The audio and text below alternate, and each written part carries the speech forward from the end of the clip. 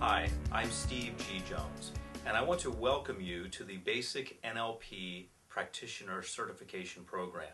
In this program, you're going to learn a group of techniques known as NLP, Neuro-Linguistic Programming, and those techniques are going to help you improve your life and help you improve the lives of others.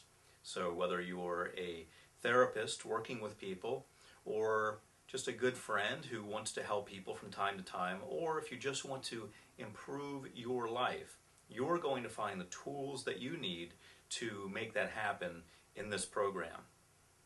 I want to start out our discussion of NLP, Neuro-Linguistic Programming, by telling you a story which I think is going to put NLP into perspective. NLP is experiential in nature. So because it is experiential in nature, you need to actually do something in order to learn it properly. So the story I'm about to share with you is going to put that into perspective for you. There's a story that I heard one time about a general who was running away from an army. The army was after him, and he was a general in another country, and his army had just invaded that country, but the army of the country they invaded was after him. So he was on the run, and he was looking for a place to hide. Here he is, the general of an army who's just invaded a country, and the country's not happy about it. They're after him. They want to have him. In fact, they want him dead. So, in pursuit of him, they look everywhere, and this general finds himself in a store attempting to hide. He's trying to hide himself and hide his identity and keep himself from being found out so that they don't kill him. Well, in the store, he quickly befriends the store owner, and he says, "Look, I've got a little bit of a situation here. I need you to hide me. I know we've just invaded your country, and your countrymen are after me, but I need you to hide me right now. And if you do that, I will let you live." So the store owner is in an interesting situation because he is, first of all, in a position in which he could just turn him in. He could just say, "Well, I think I'm just going to turn you in." And so when his countrymen come in, he can just say, "Hey, here he is. Here's the invading general. Why don't you take him and kill him?" But what if the invading country prevails? What if the country that's invading the store owner's country actually turns out to be victorious? In which case, the general who sought refuge would not be very happy, and the store owner's fate would not go very well. So the store owner is in an interesting predicament. Here is the general of an invading country coming to him and saying, "Hide me," and the next thing you know, his countrymen are coming in looking for him. So here's what happens in the story. The store owner decides to go ahead and hide the general. He says, "Okay, you can go ahead and hide in my store. Hide wherever you like, and I won't tell." And so the store owner's countrymen come in and say, "Have you seen the general?" And he says no. And they look everywhere throughout his store. And the general, meantime, is hiding, and he's very afraid for his life. He's afraid that he's going to be caught. He's afraid that he's going to be killed. So you can imagine his physiological state at that time. Heart rate up, perspiration up, everything's up. He's very scared of what's going to happen, so everything is elevated in a very negative way. His anxiety level is at a level 10. His state is very aroused in a negative way. In NLP we talk about state, by the way. So we're looking at this general now in our story, analyzing his state and realizing that he is in a heightened state of alert. Here he is in a country that his army has just invaded. He's hiding in a store, not knowing really whether the store owner is going to turn him in or not. And these people have come in and they're looking for him. They want to kill him. That is going to cause everything to be elevated in a negative way. Well, as the story progresses, they don't find him, and they leave. And the invading general's army prevails. And the storekeeper is happy that he made the right choice, because now he gets to live. In fact, there may even be some honor involved because he helped the general survive. So as the story progresses, the general's leaving the store, and the store owner has a question for him just before he goes out. He says, "Excuse me, General, I was just wondering, what was it like to be just about to die? What was it like to be so close to death? I've never experienced that. What was it like to be that close to losing everything, to losing your life?" The general becomes furious. The general says, "How dare you ask me something like that? How dare you approach me and say something like that? After what I've been through, you have the nerve to say something like that to me, the general of the army that just invaded your country, and we now control this area?" And he orders his men to execute the store owner. The store owner, of course, is thinking, what did I do? How did I offend the general? I just asked a question. I thought it would be like the interview after the action. Now, what was it like? I thought it would be exciting for him to answer. But instead, the general had the opposite reaction. So the general ordered him to be executed. And so the general's men took the store owner outside of the store, put him against a wall, put a blindfold on him, and ordered his men to draw their rifles.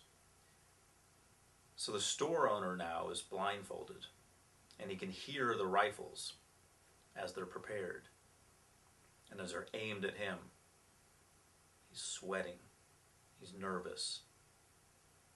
He realizes that his life is about to end. Just at that moment, the general walks up to him, takes off the blindfold, and says, "Now you know. Now you know what it's like to almost die." And so that's what NLP is like. If you are experiencing this program just by sitting at home and watching videos, I think that's fine. But realize that in order to fully understand NLP, to really delve the depths of what it is to practice NLP, to use NLP, to have a change that's related to NLP, to change someone else with NLP, you must jump in and do it. You must experience it firsthand. There's no alternative. So I invite you, as you go through this program, to experience NLP, to take what you're learning, to take what you're seeing and hearing and reading in the manual, and to apply that in your life, because that's the best way to learn this material. So let's talk about what NLP is. NLP is neuro-linguistic programming. I like to look at it as a toolbox that has all of the information that you are going to need to help someone change. Many people ask me, what is NLP? Can you sum up NLP? People ask me that in interviews. People ask me that through email. People ask me that all the time. Friends ask me that. What is NLP? And I want to tell you that it's challenging to sum up NLP in one sentence. If I had to sum it up in one sentence, I would say it's getting other people to do what you want them to do and having them think that it's their own idea. That's a definition that most NLP practitioners would agree on. Because you're causing someone to do something, but you don't want it to sound like you're dictating the change. In hypnotherapy, many times you're programming someone directly. You're saying, you're going to change, you're going to do this. You're putting them in a hypnotic state first, but you're telling them you're going to do this, you're going to stop doing that, you're going to start doing this, you're going to enjoy this, you're no longer going to like those cigarettes, that sort of thing. But with NLP, it's more indirect. It's a less direct approach. So you actually have the client, in many cases, believing that the change came from them. Now, as you're going to see, there are many NLP techniques that are very direct, that are just hands-on. You walk up to someone, you actually physically put your hands on them, you're causing a change. They're aware that you're causing the change, that you are doing it. However, it's so powerful that the change happens anyway. But a lot of NLP is really fascinating in that you can cause someone to change and have them believe that it came from them. And that, in my opinion, is the most powerful form of change. So think of NLP as a toolbox. It's a lot of different techniques all combined into one. If I were to fully explain to you in this program what NLP is, I would be talking for probably the rest of my life.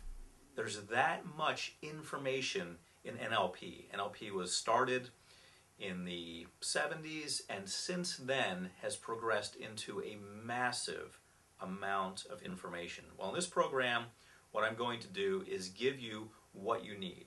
I'm going to give you the essential techniques that make up a good body of knowledge for a basic NLP practitioner certification so that I can get you up and running as quickly as possible. Many times people get into NLP because they've had an experience with it. They've had a challenge and they went to an NLP practitioner and they were able to overcome that challenge. And it's startling to see how people become so zealous. They become so full of energy that they want to share with other people. They become almost evangelists for NLP because they had this challenge, whether it's smoking or excess weight or fear of something, and through NLP they were able to overcome it. And since they were able to overcome it, they want to share with others that power. So up until that point, they were going through their lives with that challenge, being overweight or smoking or what have you, and feeling that nothing was going to work. You know how people get when they smoke or when they're overweight? They feel that no matter what, nothing's going to work. They feel that they've tried this, they've tried that, nothing's worked out, and they feel that that's the way it's going to go for the rest of their lives. Then along comes NLP or some other healing modality, and they are better because of that. They are changed because of that. And so they become zealots for that. They become evangelists for that. They want everyone to know. So I want you to know that it happens with not just NLP, but it happens with hypnotherapy. Sometimes it happens with psychotherapy. Whatever it is that changes someone, people get really excited about that. And they say, hey, look, slaves, people who are still enslaved to cigarettes or overeating or their fears, they say, look, you don't have to live in chains anymore. You can be free. You can break free from that. So they want to free the minds of the people that they consider to be slaves. They consider them to be enslaved to their habits. And so that's the way NLP goes. So many people get involved in NLP because they have had something that changed their lives. They've had an NLP practitioner step in and say, look, you don't need to live that way anymore. Here's the change you've been looking for. And so because of that, they become almost fanatics for NLP. I want you to realize that I'm of that category. I'm a person who is a fanatic about NLP because I was fortunate to receive some NLP coaching in my life and to change a lot of the limiting beliefs that I had. I already had an office in Beverly Hills. I was already treating celebrities. I was already working with people, but the problem was the challenge, as I like to say. I like to avoid the word problem whenever possible because a challenge looks like something that's fun and exciting. I'm going to climb that mountain. That's a challenge. A problem looks like something that's more of a brick wall that you won't be getting around or through or over. So the challenge for me was financial. I actually had plenty of income, but for me what was going on was that I was spending that money.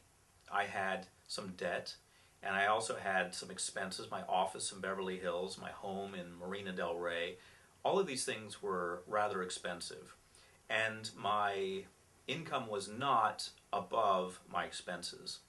I had to break through that, and I didn't think I could. Even as a hypnotherapist, helping other people in Beverly Hills, the hypnotherapist to the stars, I was still facing this challenge. Well, I knew NLP. I knew NLP could help people. I knew hypnotherapy could help people. But I wanted to step outside of myself. Rather than going to a hypnotherapist for this challenge, rather than working with myself with hypnotherapy, I wanted to go to an NLP practitioner and have them help me. Now, I knew NLP. I could have helped myself, but I always feel that it's more powerful if you can have somebody else do it. If you can have somebody else be the facilitator for your change.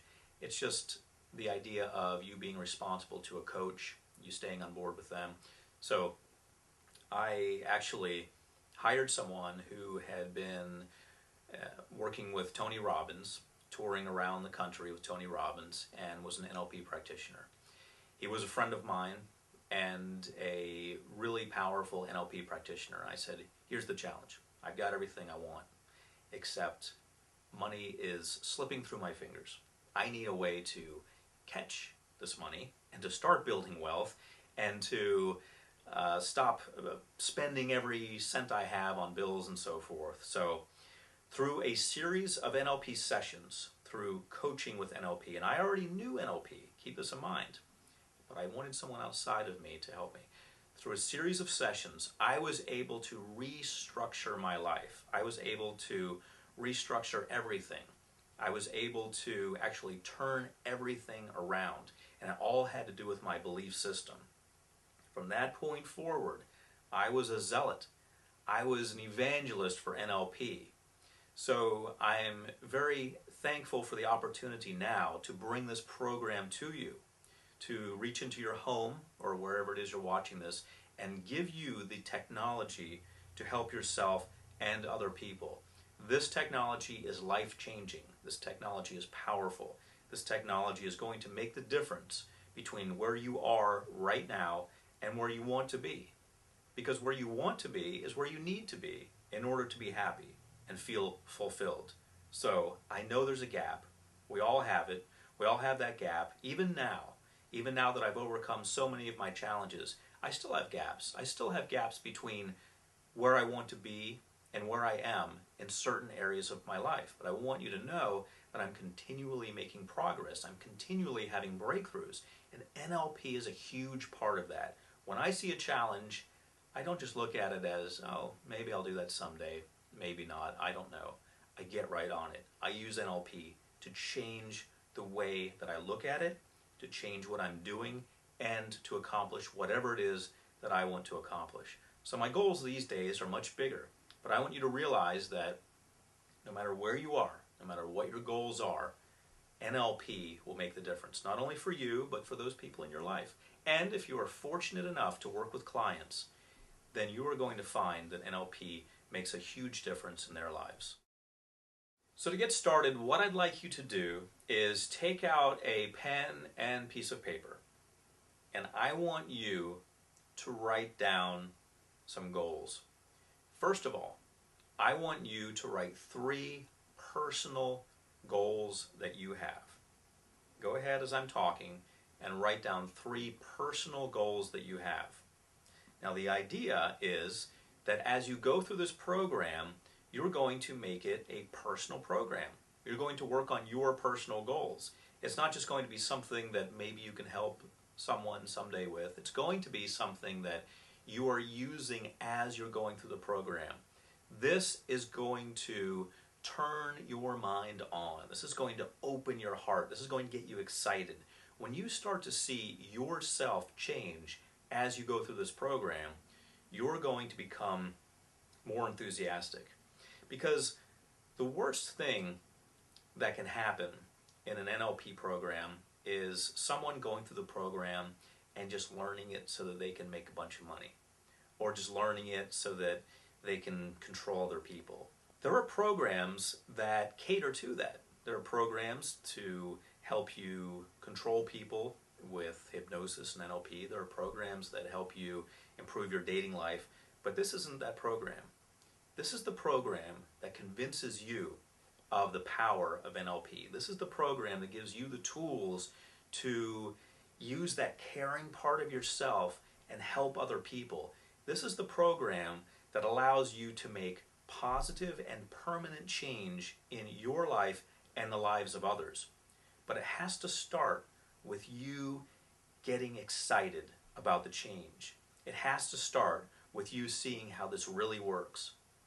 Not with you just learning a series of robotic movements that you can make that will make you money or impress other people, but with you learning how to actually reach in to someone's life, starting with your own life. Reach in there and make a change and see the smile on their face and see the smile on your face when that change is made. That's what this program's about. So I want you to start getting pumped up. I want you to start getting excited about the power that you're going to have. And I want you to realize what you're getting into. You're getting into something that's designed to help people change their lives. But it starts with you. So I want you to write down 3 personal goals that you have. You should have them by now. Now I want you to write down 3 spiritual goals that you have. As I continue to talk, write down 3 spiritual goals that you have. And I want you to realize that NLP can actually help you bridge that gap as well. Maybe you're not meditating as often as you would like to. Maybe your faith has been hindered because you feel that there are so many things in the way of you attending the services that you feel you should attend, or doing the things that you feel you should do within your faith, or what have you. And I want you to realize that all of those roadblocks are in your mind. So whatever your spiritual goals are, I want you to write them down now. Write down 3 spiritual goals. Next, I want you to write down 3 financial goals. Now, I've shared with you some personal information about how I had seemingly everything. An office in Beverly Hills, a home in Marina del Rey, which if you've never been there, you should go. It's very nice. It's on the Pacific Ocean. I had what looked like everything, yet there was something not quite right in the mechanics of my financial situation, something that needed to be resolved, because I didn't want to be one of those people who lived in debt all the time. I didn't want to be a person who was continually concerned about money. I was reaching a point in my life, I was in my mid-30s at the time, and I was reaching that point in my life where I felt that I needed to start building something. I had built something in the sense of having credibility and having good feelings about myself and having all the appearances, in fact, of wealth. Let's face it, I was in the Roxbury Medical Building. My zip code was 90210. I was essentially on the top of the world, or so it seemed. Actually, all the money I made was slipping through my fingers and going to bills. And day by day, I had to continue working in order just to stay afloat. So, my financial goals were clear. I had to dig myself out of that hole I had created. I had to start living above ground. I had to start saving money. I had to start accumulating wealth. So what are your financial goals? You should have 3 by now. Write down 3 professional goals. What are your goals professionally? You know, for me, it's interesting as I progress in hypnotherapy, I find that the concept of becoming lazier keeps surfacing. The idea of, well, I can just kick back now. I don't need to do anything else. After all, I've created about 5,000 hypnosis recordings that people can download. I've created all kinds of programs. I've been on all kinds of TV shows. I've been written up in a lot of newspapers. At this point, I could just ride that out. But I'm not interested in doing that. I'm interested in helping people as much as I can for the rest of my life. And so my professional goals these days have to do with increasing my knowledge. That's why I pursued a doctorate in education.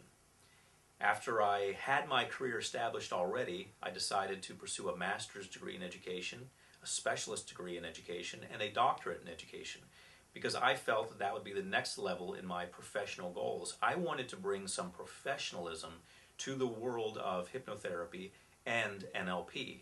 I wanted to be called Dr. Steve G. Jones and bring tremendous credibility to my field. Because so many times in the field we find people who are not really qualified in the mainstream way. They haven't been to a university, and sometimes if they have, it's been a non-accredited university and so forth. So I wanted to make sure that when I was creating a program such as this one, I was coming from a powerful stance. I was coming from a powerful place. So for me it was important to professionally develop to the highest level I possibly could. So achieving the doctorate in education is allowing me to come from a place where I know what I'm talking about, and I can speak as a professional, and I can talk on behalf of the industry, NLP, and I can speak as a professional person acknowledged by most of the world for what I've done, because I have a degree from an actual accredited university. So realize that you're in good hands, first of all, but also hopefully as I've been talking, you've been realizing some of your professional goals, and you should by now have 3 professional goals written down that you want to achieve.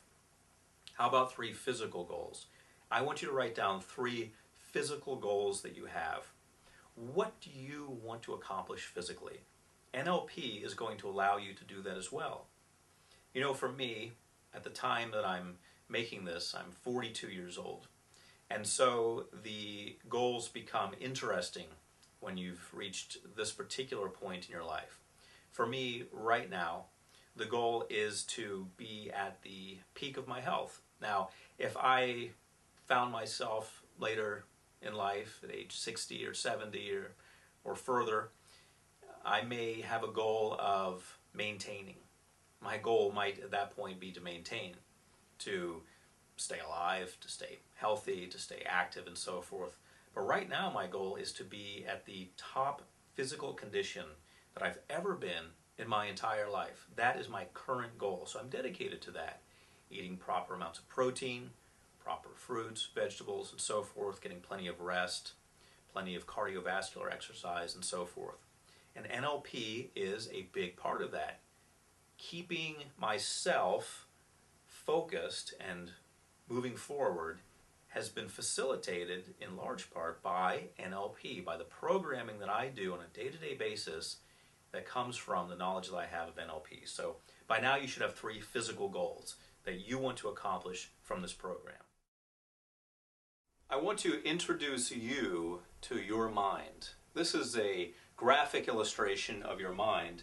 When you look at the top of the iceberg, this is an iceberg by the way, so picture an iceberg in the ocean, and the part that you see would be the very tip of the iceberg. The very tip would be your conscious mind. That's what you see, that's what you are aware of all the time in your full awakening consciousness. But as you can also see, the majority of you would be the base of the iceberg, the part that's floating underneath the water. So the line there is the water line, but it's also the dividing line between your conscious mind and your subconscious mind. So when we say that we use only 10% of our minds, well, what we mean by that is that 10% of you is a conscious being. 10% of you is awake, 10% of you is aware, but 90% of you can be found underneath the surface. So it's not as if you're not using that part of your mind. You're using all parts of your mind. Make no mistake. You make use of every bit of your mind. But your conscious awareness only spans that 10%. So you're only aware of using 10% of it. In NLP, we are interested in getting to the subconscious part of you, to that 90%. NLP provides a vehicle with which we can travel to that subconscious part of you very quickly and allow you to make change. So, what I'd like you to notice first of all would be the items associated with the awake part of you. And I've made it easy to remember. I've made it into WAR, W-A-R. Willpower, analytical, and rational. That's where these things reside. Your willpower would be your ability to say, I'm not going to smoke right now. I'm not going to eat that cake right now. I'm not going to have that alcoholic drink right now. Willpower has power in the moment.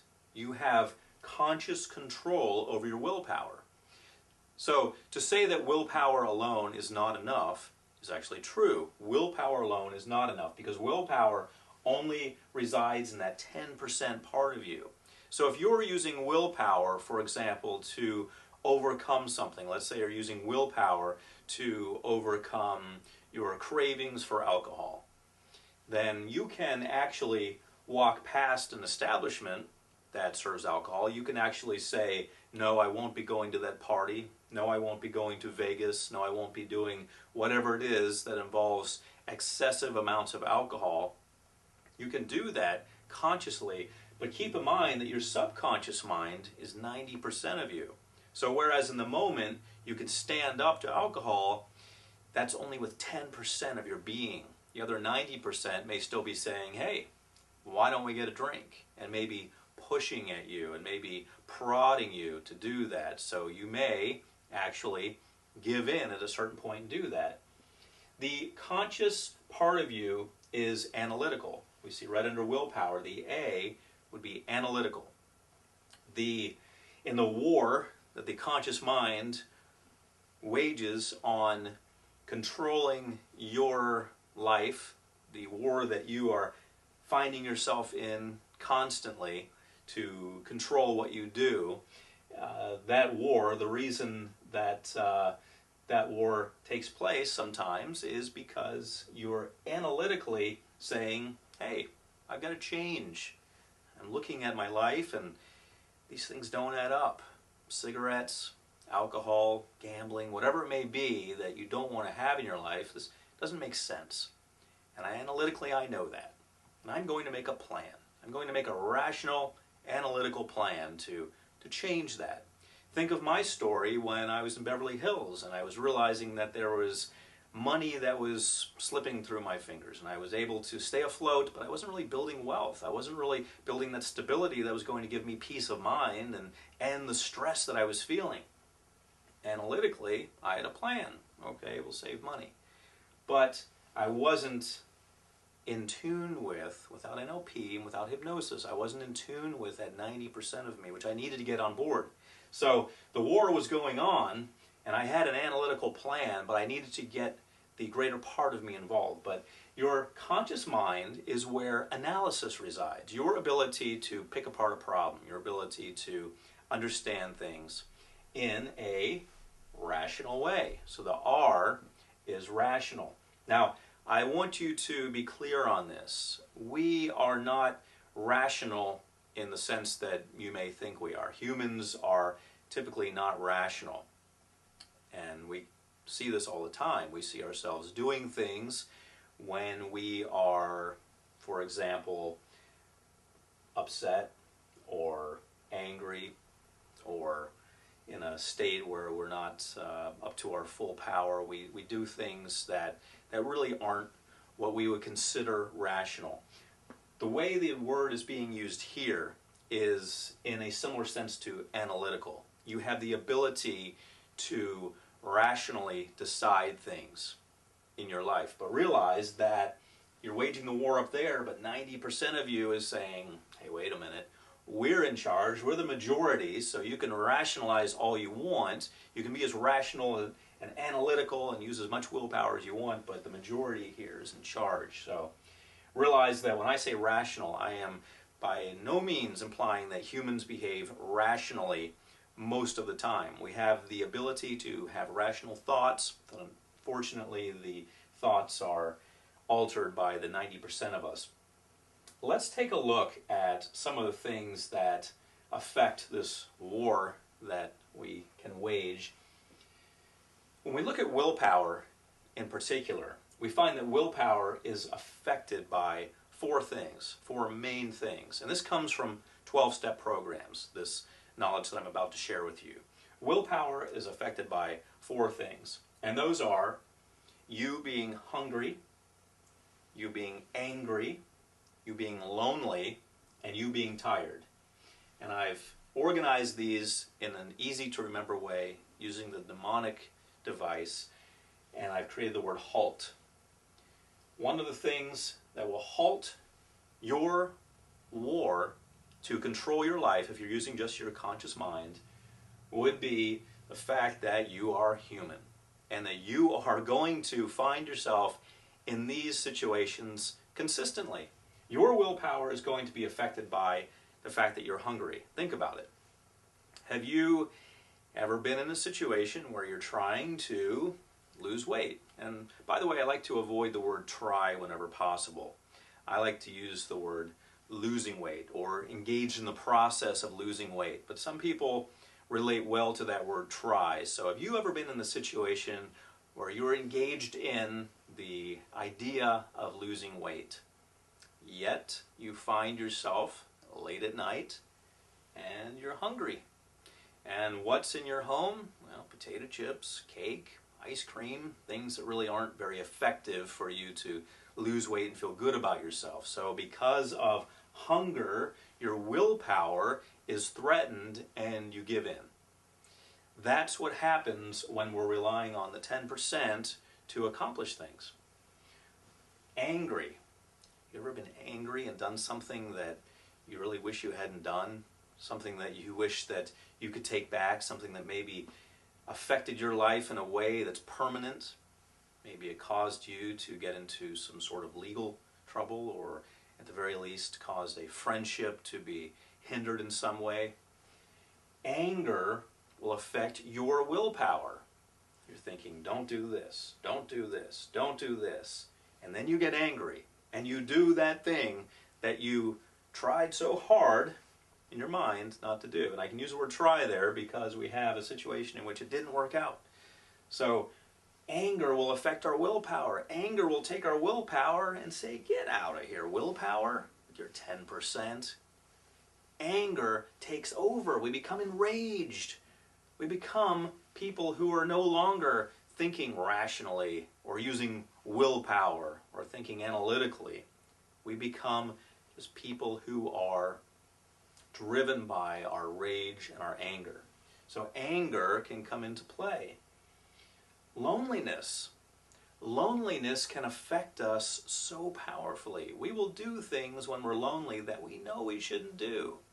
People find themselves in relationships, sometimes short-term, that they really know they shouldn't be in. A relationship is not helpful for them in any way except to get rid of the loneliness temporarily. So in order to avoid loneliness, we'll find ourselves in all sorts of situations that later on we wish we weren't in. This is where we get things such as one-night stands. This is where we get things such as hanging out with the wrong crowd. This is where we get things such as forming a relationship, actually having a relationship with someone just because we were lonely, just because we didn't understand how to deal with that loneliness. So for negative reasons, we can find ourselves in a number of situations which really don't benefit us. When we're tired, think about it. If you're striving for something and you're tired, you can give in. You're weak when you're tired. When you're tired, you should ideally go to sleep. Some people don't go to sleep when they're tired, either because of their situation demanding them being awake or because they want to fight it off. But when we're tired, realize that our willpower is down, our shields are down. So tiredness can take control of everything. And it can say, get out of here, willpower. The war is not going to be won today because of tiredness. Tiredness steps in and opens the floodgates to all sorts of things. So all of these things can halt the war that we are waging consciously and can cause us to not have the control that we want. It can cause us to do things that sometimes have a permanent effect on our entire lives. So realize that these things are coming from the subconscious part of us. It's a subconscious part saying, hey, we're the majority. We've got something to say. So these ideas from HALT come from impulses. You can also think of impulses as emotions, by the way. So we've got here the ship that's really in charge. This is the ship that's sailing. This is the ship that's got everything on board that it needs. So your little war is going to be halted by the ship. You need to make sure that you are on board the ship. The ship is what NLP puts you in contact with, whether it's the ship of another person or your own personal ship. You are in charge when you are on the ship. So let's look at the other things that lie beneath the surface. We've got 90% of you on the ship. We understand that your impulses, in other words, your HALT tendencies, your hunger, your angriness, your loneliness, your tiredness, we understand that those reside there. We can also have some positive impulses, though. We can have some things that cause us to create positive things in our lives. So the ship isn't always negative. Even before we use NLP, the ship does have positive components. So I want you to realize that. But your strategies are also here. Your strategies lie beneath the surface. We're going to talk more about strategies. Strategies are a big part of NLP. So we're going to talk more about that later. But your habits are here. Your habits. Now, so many times we think as humans that if we have a habit, we're going to change it. But look where habits are. Habits are beneath the surface. Habits are in your subconscious mind. Habits are something that you don't have access to consciously.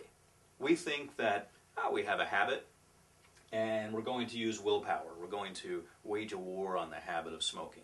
And our willpower is going to be our weapon. We've analytically and rationally decided that we're going to use our willpower to control that habit.